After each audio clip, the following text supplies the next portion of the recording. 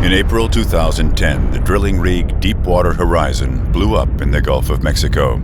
Approximately 780 million liters of crude gushed into the Gulf, unleashing the most severe ecological disaster in U.S. history. Is our insatiable thirst for oil driving us into these catastrophes? Still, we are floating in energy, making the day out of night. Oil is the motor of modern civilization. Without fuel, neither mobility nor prosperity can continue at its current speed. Every day, we are burning 14 billion liters of this precious substance. Has our addiction forced us into a fatal trap in just a few generations?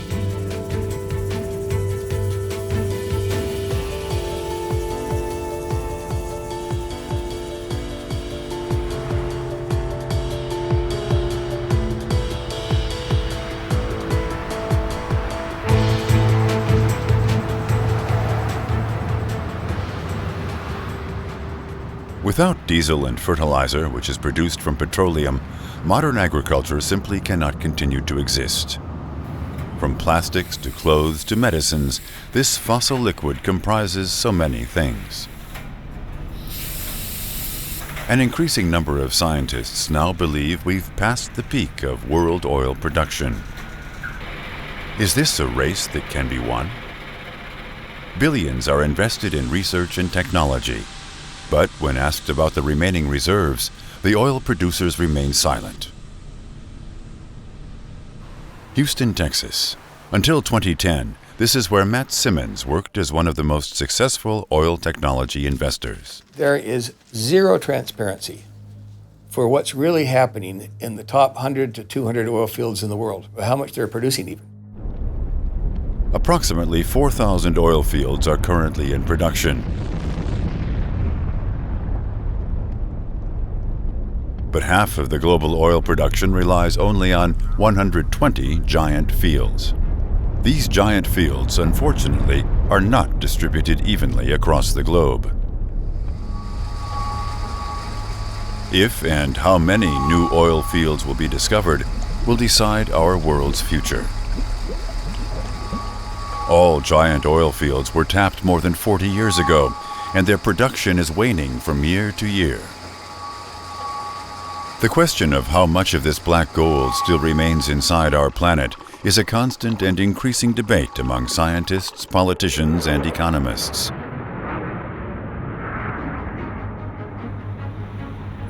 The International Energy Agency in Paris, known as the IEA, has, for the first time, begun to monitor the actual production of all the major oil fields. We made a research on 800 oil fields or oil wells over the world. The decline of the existing oil field is really enormous. 6.7% of decline rate means yearly about 4.7 million barrels per day decline. So we have to find 5 million barrels per day every year. That's a huge, let's say, we need every year about Iran or Iraq. That's what we mean. If the data of the present production numbers are correct, the peak of our oil production has passed already. Research dollars are funneled meanwhile into a more efficient exploitation of existing fields. Austria. Until the 1960s, Austria could satisfy all of its oil needs by local fields alone. In 50 years now, the pumping from the deep Vienna Basin supplies only 13% of Austria's demand. Now the Austrian oil company searches in 6,000 meters of depth. Such extreme drilling operations only became profitable due to the rise of global energy prices. To achieve drilling at such depth, about 200 drill pipes need to be joined together. We reached a depth of 6,017 meters using an 8 3/4 inch drill, then cemented around the casing, then unfortunately lost the drill head. Not an easy job. The drill pipes got stuck in different layers of rock. Drillmaster Vinta chooses the proper drill head for the next level.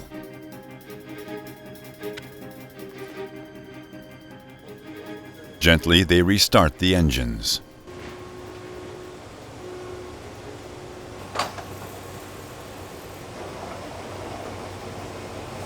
The drill pipes, weighing 60 tons, made of 6 kilometers of steel, constantly drag on the machinery. Every drill hole is a financial venture. In the headquarters, geologist Philip Strauss analyzes data acquired at depth to better control the drill bit. This is the ultimate test. Once the drilling starts, each hole costs 10 to 20 million euros, and this is the amount of money it takes to verify my projections. Buried millions of years ago, submerged mountain ranges become visible within the seismic profile.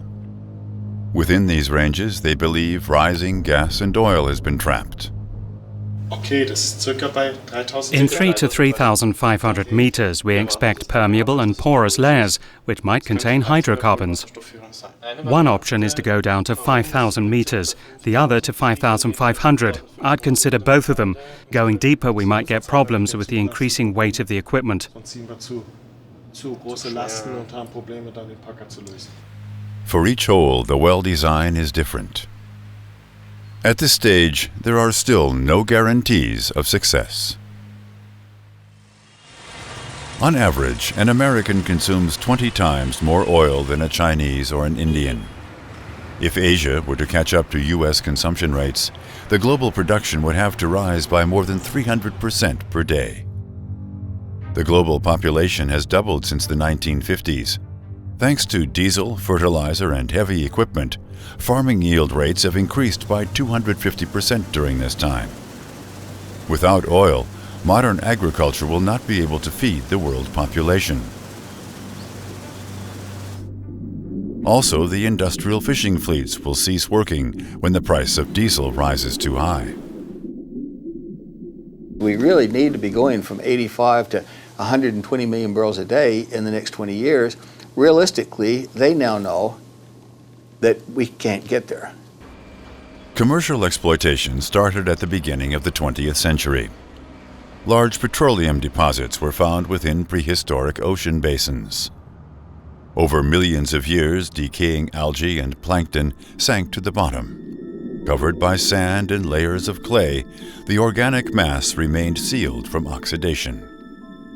As heat and pressure built up, the debris transformed into hydrocarbons. Now, having less weight, the gas and oil moved upwards until getting trapped by impermeable layers of rock. To this day, no technology exists to predict with 100% certainty where these reservoirs are hiding below.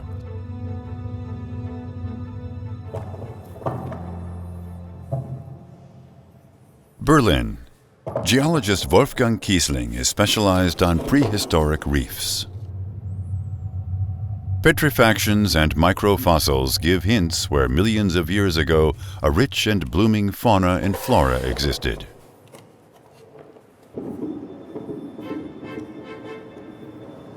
Within the porosity of the ancient coral reefs, ample space was created, ideal spaces to collect the uprising crude.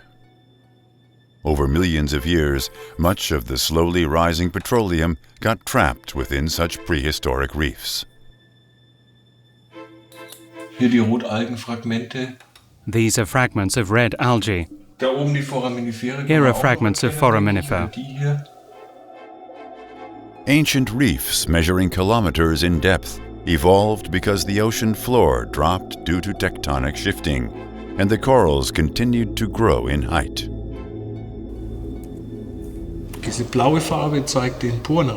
This blue color shows the porous space inside the coral and how they link to each other perfectly. 20% of all discovered crude was located in these types of buried coral banks. Yet the positioning of these prehistoric reefs has changed tremendously due to plate tectonic shifting over millions of years. Because of this, the search for oil equals the proverbial search for the needle in the haystack. This area, in the south of China, but also this region has great potential. Southeast Asia might turn into a new hotspot. Still, to this day, most reserves have been discovered along the Persian Gulf. From the bottom of Oman up to Kirkuk in the top of Iraq, every oil field of any size in the Middle East is within that triangle. Yet precisely this triangle yields very few reef structures. The oil was trapped in carbonate and sandstone close to tectonic borders. And in 70 years of exploration, they found little pockets of oil elsewhere. The methods to discover new reservoirs have been refined over the last century. Nevertheless, geologists are far from being able to predict new locations where hydrocarbons exist.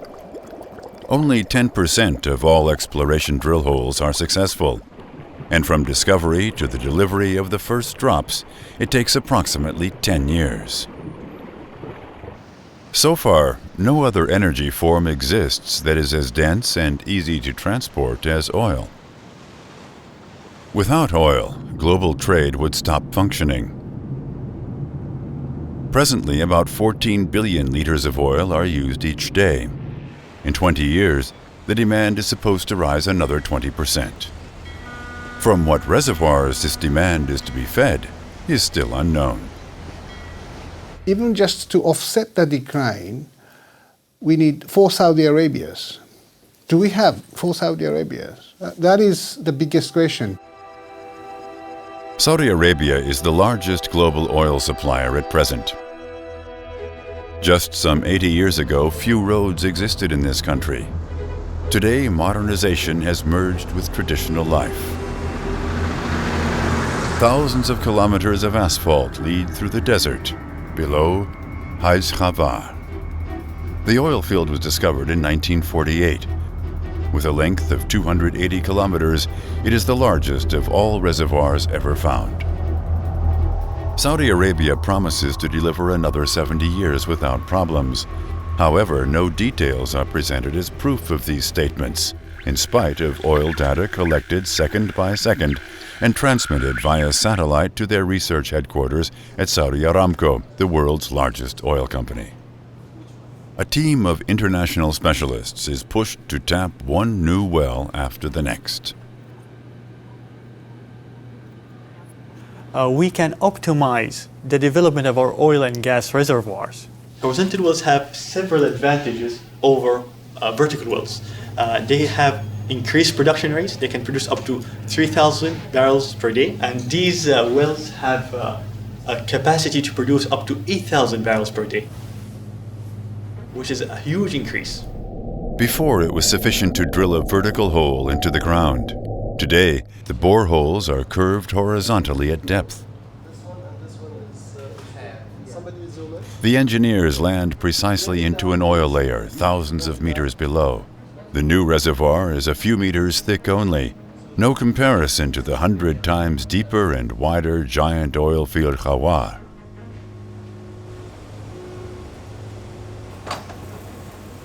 Many wells which have been exploited industrially are now suffering a similar fate. By depleting the reservoir, the internal ambient pressure decreases so much that the oil stops coming out of the hole by itself. We have to increase the pressure. So what's the best way and the cheapest way? We drill wells on the edge of the reservoir and we start dumping water. Now the water will go down and then will enter the reservoir and we'll start pushing the oil and raising the pressure. So those wells in the middle of the reservoir will feel the pressure rise and start producing oil again. Is now the easy oil getting scarce in the Gulf states? And here's the gas cap remaining, and here's the remaining oil. That an aquifer influx was stronger than anticipated. Gas injection was stopped in 2001 and water injection to gas depth was started for pressure maintenance and to prevent the oil from resaturating. They decided to experiment with what at the time was a very radical concept. What if we basically re-inject water? Subterraneous stone formations differ in their porosity. Once the water finds easier, passable cracks, it starts to bypass the dense oil. The water will find the production well, and then you find yourself producing water. You inject water, and you produce water. not very profitable. Also in Austria, they had to start to pump more water into the depth to drive up the remaining deposits. Afterwards, the water is separated and controlled. As oil floats to the surface, it is easy to separate from the water. In Austria, the proportion of water to oil has reached up to 92%. Beyond a ratio of 98%, the production no longer is profitable. We still have enough residual oil. The task of this facility is to remove this residual entirely. The increasing water-to-oil ratio is a sure indication for a depleting field. This is no one screw-up. This is a systemic problem that swept the globe.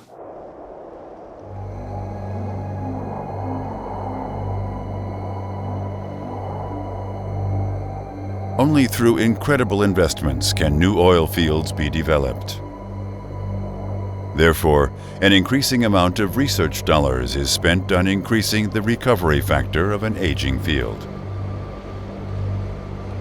In the Shell Technology Center in the Netherlands, Matthias Bichsel and his research team work on technologies which shall increase the recoverable reserves globally. So when we look at the average oil field in the world, the recovery from that is about 35%. So that means 65% of the oil actually stays in the ground. Together with PDO, the Petroleum Development of Oman, Shell has developed a new substance, a polymer liquid of a similar viscosity as oil, thereby much better matched than water to press the crude out of the reservoir stone.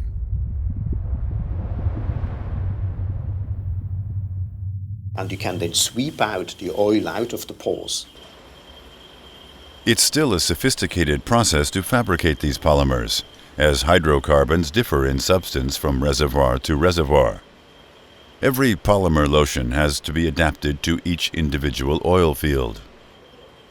The liquid is furthermore enriched with the dispersant to enhance the release of the petroleum from the underground rock. Thorough testing of the process to be used minimizes the economic risk. Later, polymers valuing more than €1 million per day will be pumped into the reservoir. Whether this method meets the expectations remains to be proven on a field trial starting soon. In Oman, the injection of polymers started on a large scale in 2010. It might take 2 to 3 years before showing results, but if successful, it means a quantum leap for the global oil production.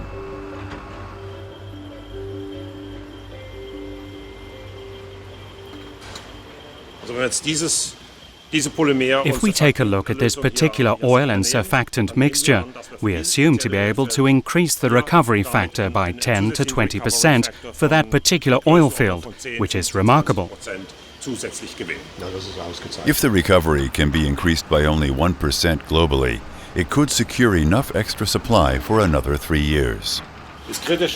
The critical matter is, for each reservoir, any sort of crude, we have to assemble a new cocktail. As long as the polymer usage is still questionable, much investment is channeled into the discovery of new oil fields. For years, OPEC have not been granting new drilling leases to Western oil companies. That's why the deep sea has become attractive. The technology to scan the deep basins for oil is based on compressed air. So-called air guns produce the loudest known human-made sound. Within milliseconds, the air guns produce giant bubbles, which when collapsing again produce pressure waves, which penetrate more than 10 kilometers into the deep ocean floor. Oil and gas deposits reflect a known echo pattern. The fact it's harmful to whales and dolphins is accepted.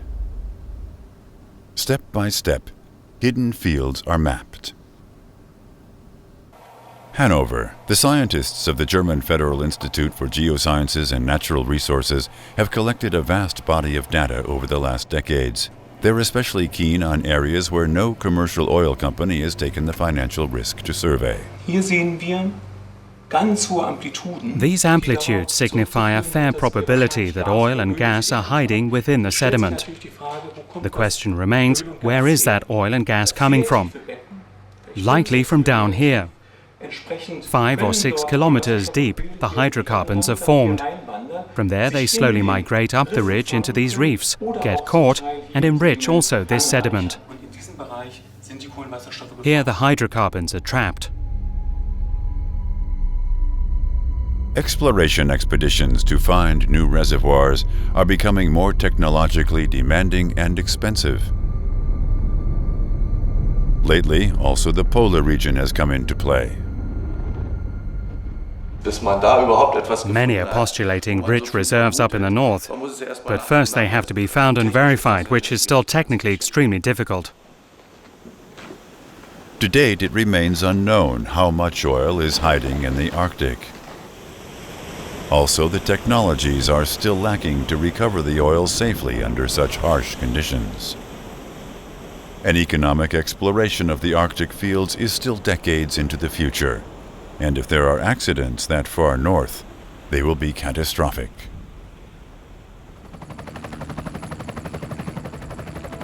Meanwhile, the oil prospectors are entering deeper and deeper into the oceans on their search for the precious liquid. 200 kilometers offshore, the drilling complex Perdido towers in the Gulf of Mexico. The drilling operation is at its completion stage. From planning to drilling to production, a deep-sea well requires tremendous effort and tremendous dollars. First, 2,500 meters of water have to be traversed. Then the drilling bit has to grind its way through 2 more kilometers of hard rock. Dale Snyder is the Perdido project manager. He runs some last technical checks. Every step needs to be controlled. Even smallest mistakes could lead to a catastrophe. On the bottom of the pipe, we're going to go down to 14,000 foot. Screw pipe will be 15,000? Yeah. When it's time to use it, if we have any well control situation. The seismic profiles were studied carefully beforehand by geologist Mfon in the Netherlands. 2,000 meters below the ocean floor runs the Perdido mountain chain, from which the oil field derived its name. The oil-containing layers are well visible. This can tell you that there might be oil or gas in there, but they call it amplitude. This bright red is indicating that possibly you might have a nice hydrocarbon in there. So we really see how the oil is moving up the reservoir. This is fantastic. The ability to actually build structures that can stand on the ocean. That really truly opened up the deep water. Perdido, that will be the world's deepest development. From the idea to completion, it took a total of 14 years. In 2010, 3 months before the explosion of the Deepwater Horizon, Perdido started successfully to produce. Both made use of similar deep-sea technologies. Their successful functioning under such extreme pressures and temperatures could never be 100% guaranteed by any engineer. A complex system of pipes links distant production wells to a common production operation.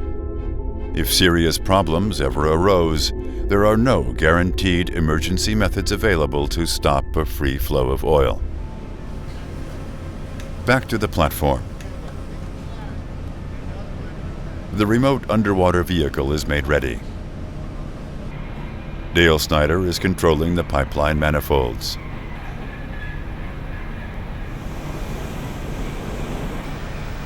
Cameras monitor every step, opening a glimpse into a world still incompletely understood. We're standing by on call. This is the one. But you got 2. At the ocean floor is a manifold. It has bundles of pipe arriving from different production wells. The strain on the technology rises exponentially with increasing depth. To connect Perdido with the next pipeline system, the engineers had to install 120 kilometers of tubing under extreme conditions, running through valleys and mountain slopes.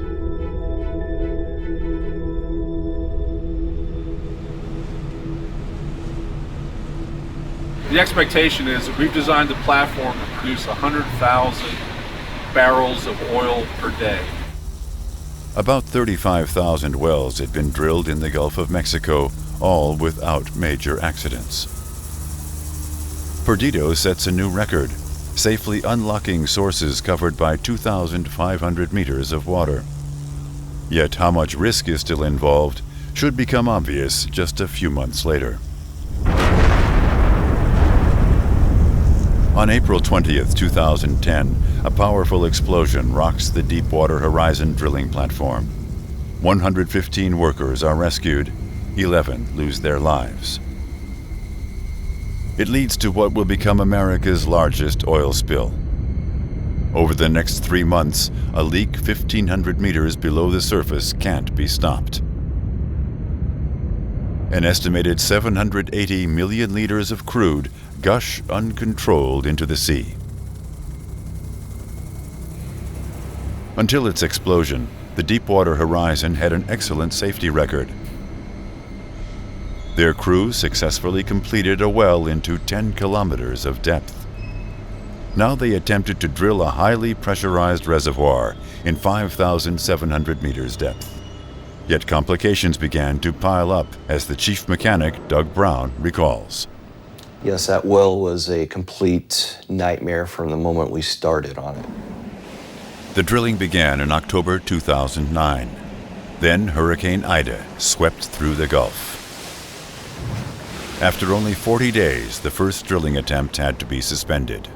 The drilling of that well and up to the completion was only supposed to take, I believe they said, like 90 days. And with all the problems that have happened with that well, the drilling was way far behind schedule. And it was costing BP millions of dollars. I'm pretty sure it was in the millions. And so there was a lot of pressure for them to hurry up and complete this well. One day of a deep-sea drilling amounts to $500,000, which puts enormous pressures on the management to complete the process. And if you go too fast, like in this case, what it does is it causes the formation that they're drilling through to fracture. And once it's fractured, the drilling fluid, or mud as we call it, will seep through the fractures and they'll start losing the mud.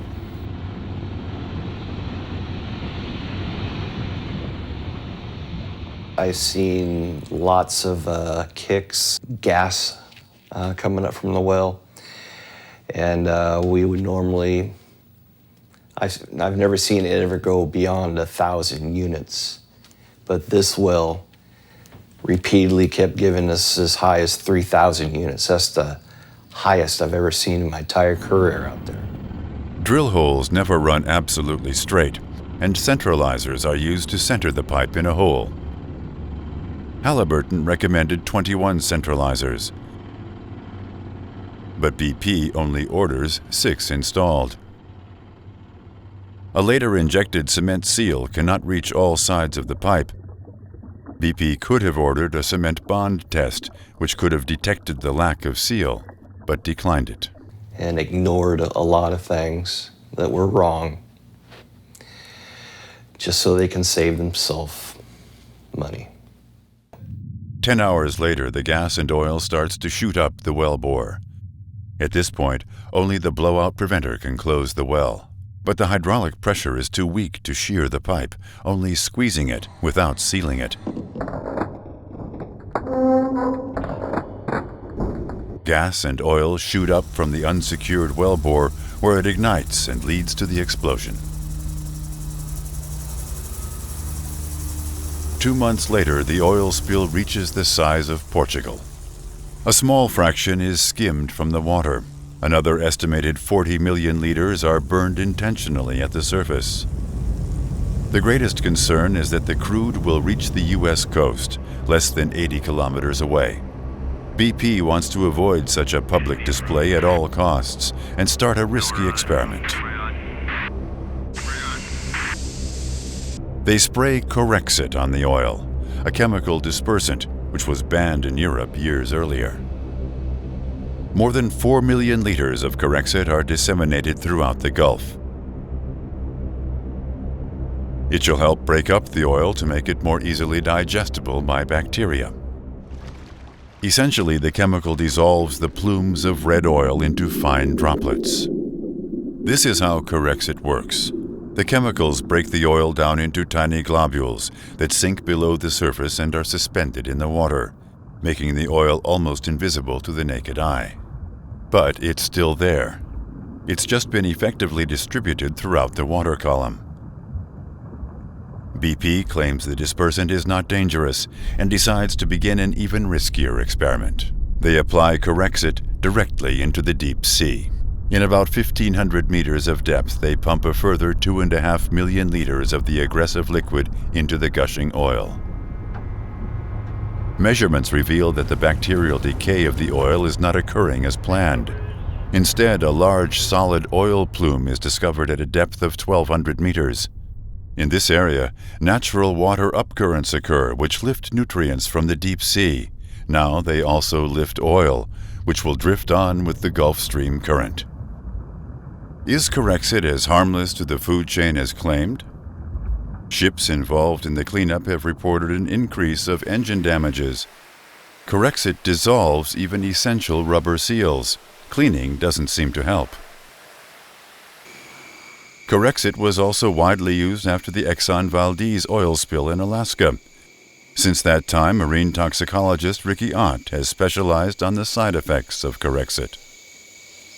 The industry likes to say the oil will miraculously be eaten by, bacteria and disappear.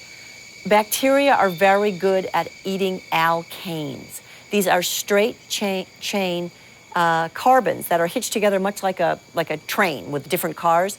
The problem is, what the mess that's in the Gulf is alkanes and aromatics. Even bacteria break down long-chain oil molecules. They're not effective against ball-shaped ones. These remain in the water. Corexit 9527 contains a human health hazard. It breaks apart blood and breaks down blood cells, causes kidney damage, liver damage, blood disorders, and it even kills babies in the womb. It's a fetal toxin.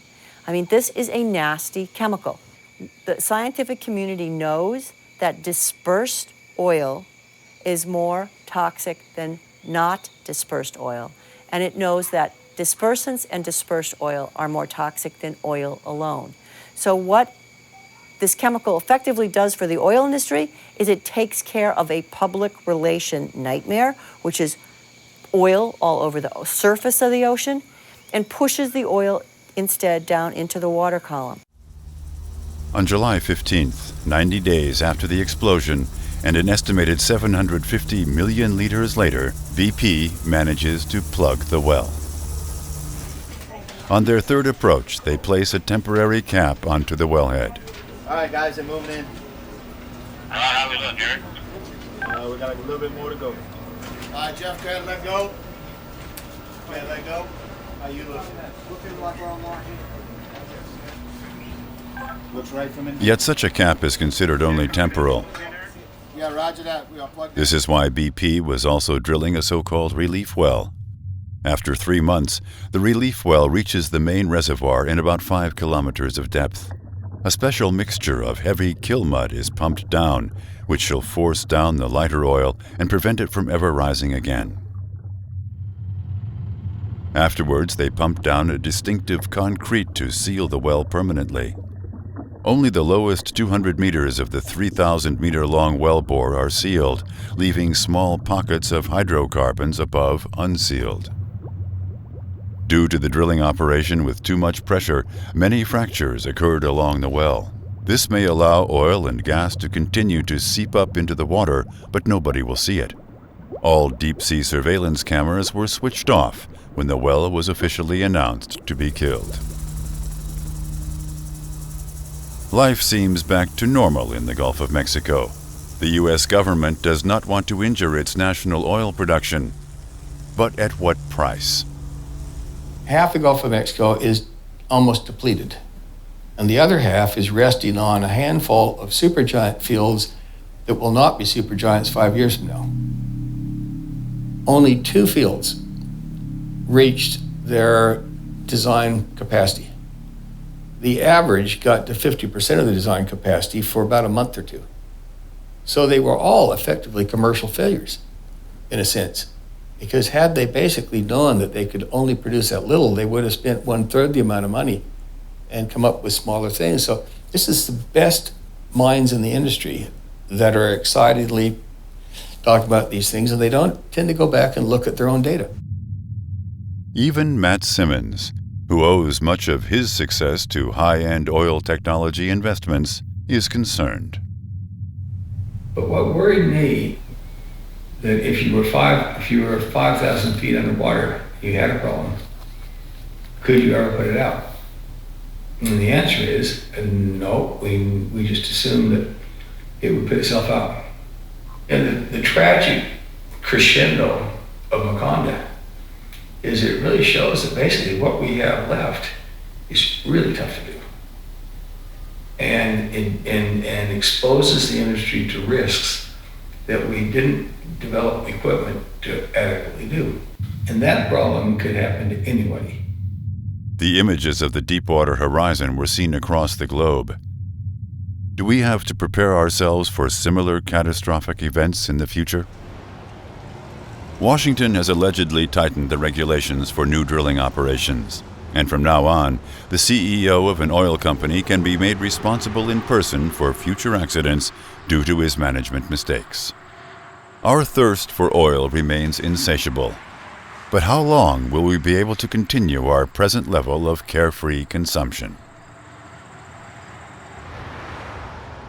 It's irritating that OPEC still says there's nothing to worry about after their reservoirs have been pumped and pumped over years. There is abundance of oil in the ground, especially in the Gulf, which is oil accessible and cheap and can be enough for the end of the century.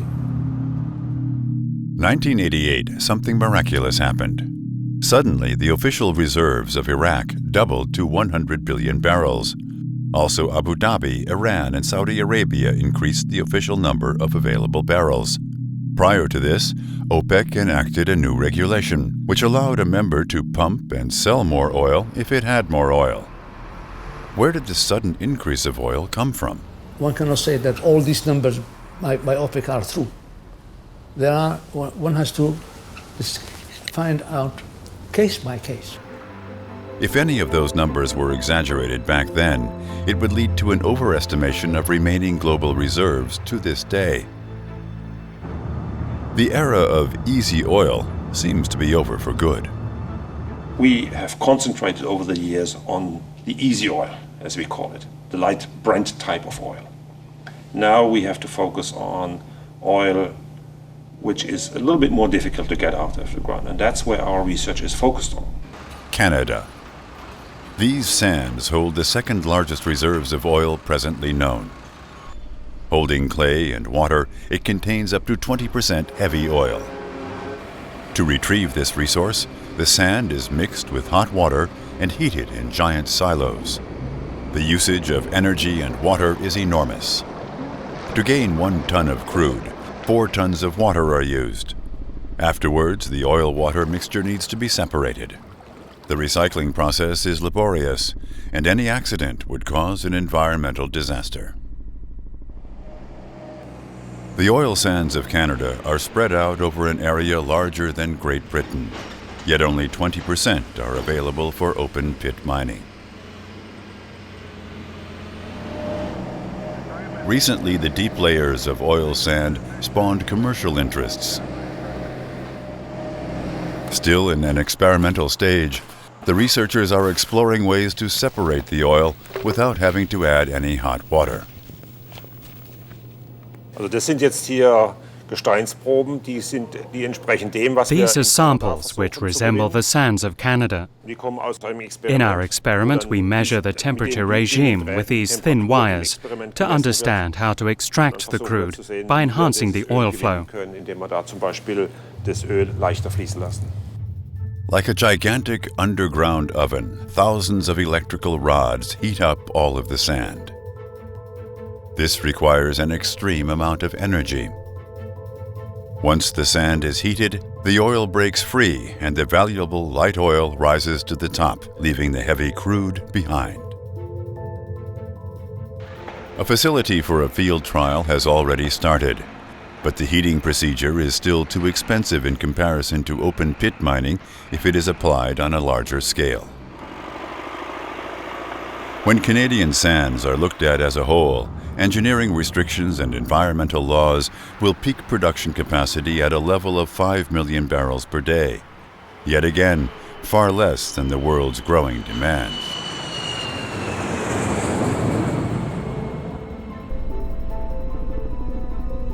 The battle to control oil has been going on for years.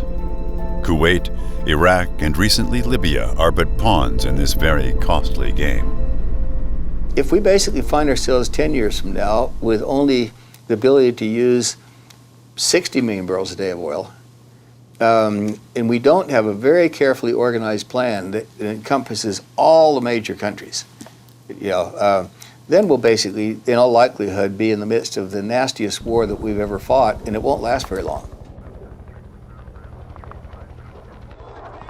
Because we'll destroy each other. And so, which is why I think it's so important that people understand this isn't fun and games. It's not a way to make some money on owning some drilling stocks. It is the singular issue of the 21st century. Is the world reaching an end of the oil age as we know it? Some would say no. At the Royal Institute of Technology in Stockholm, Russian physicist Vladimir Kucherov teaches energy technology.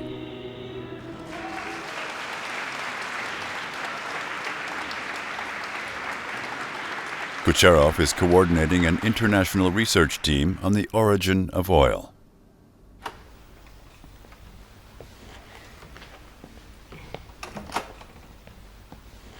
We really know how to find new hydrocarbon deposits over the world. Russia is the second largest oil producer worldwide, but 2/3 of its fields are already in decline. The Romashkino, southwest of the Ural Mountains, is one of the most productive Russian fields. In the 1980s, many of its wells went dry.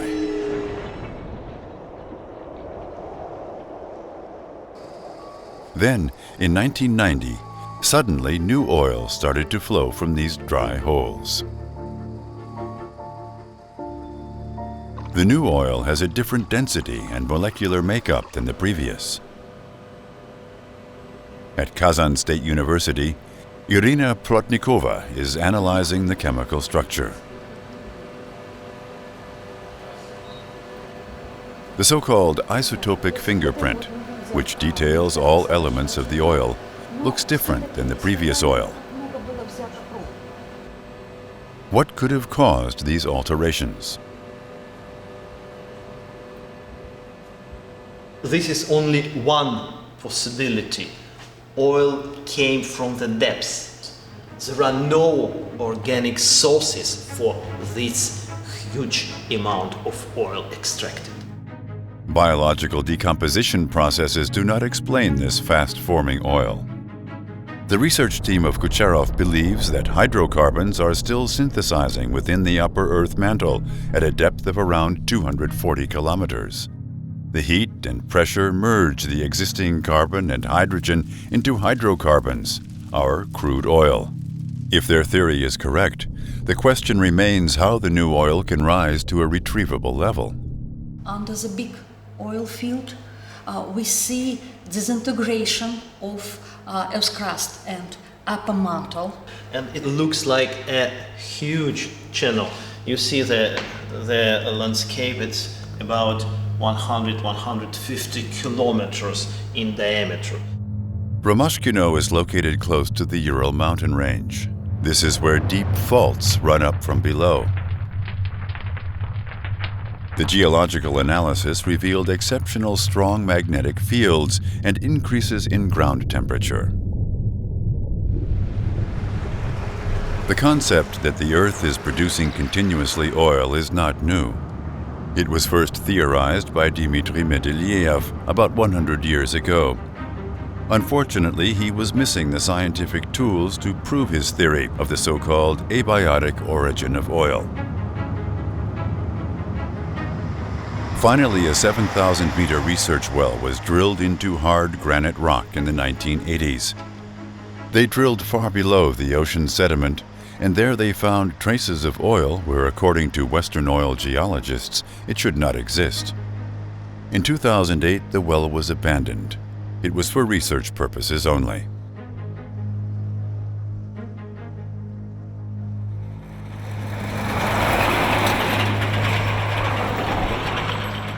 These findings support the abiotic origin theory, but still Western researchers stay skeptical.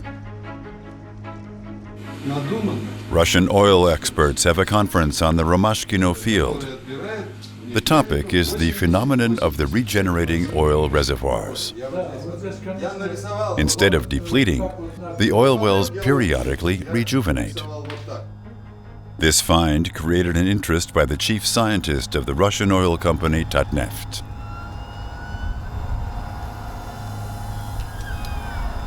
We are located in the center of supergiant oil field Romashkino.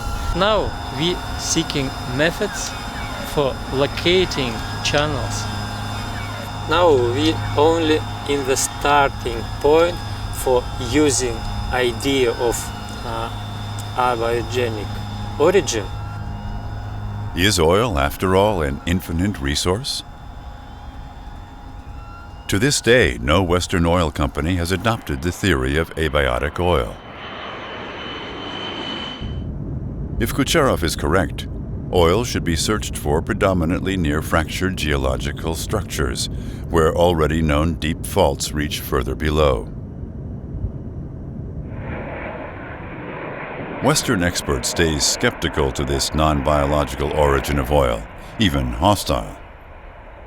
Traditional knowledge is comes from biological substance. Plants, either plants or some insects or some living creatures. But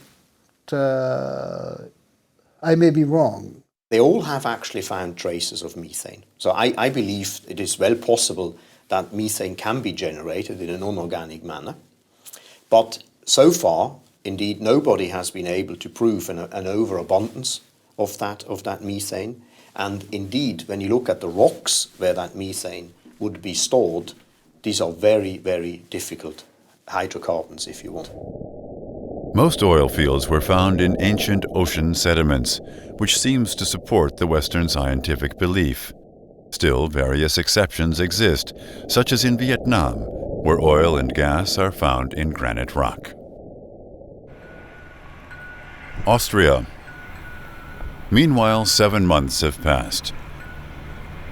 The drill head reached 6,000 meters of depth. Yet neither gas nor oil have been found so far.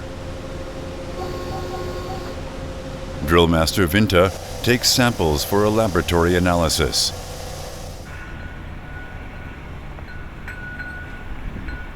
Every fact is valuable.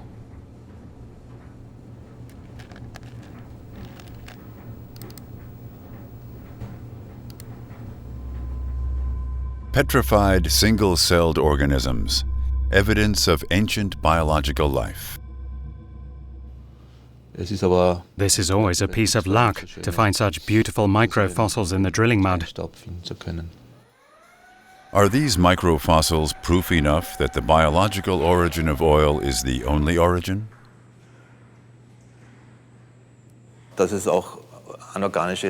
Of course, also hydrocarbons exist of anorganic origin, as various space expeditions prove. There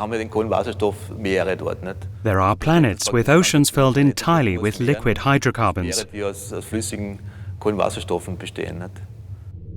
On various planets, NASA discovered the components of oil, hydrocarbons.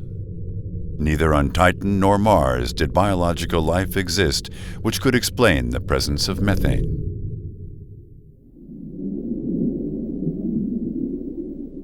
Fundamental research in the deep sea. Where the tectonic plates drift apart, the researchers of IFM GeoMar are measuring a high concentration of the hydrocarbon methane. Below where the tectonic plates drift apart, it is highly improbable that this organic matter was ever present there. This proves that hydrocarbons do form without biological sources. Even with the constant schism in theories with the West, the Russian researchers predict new oil regions to be discovered close to active and deep faults, such as in South America.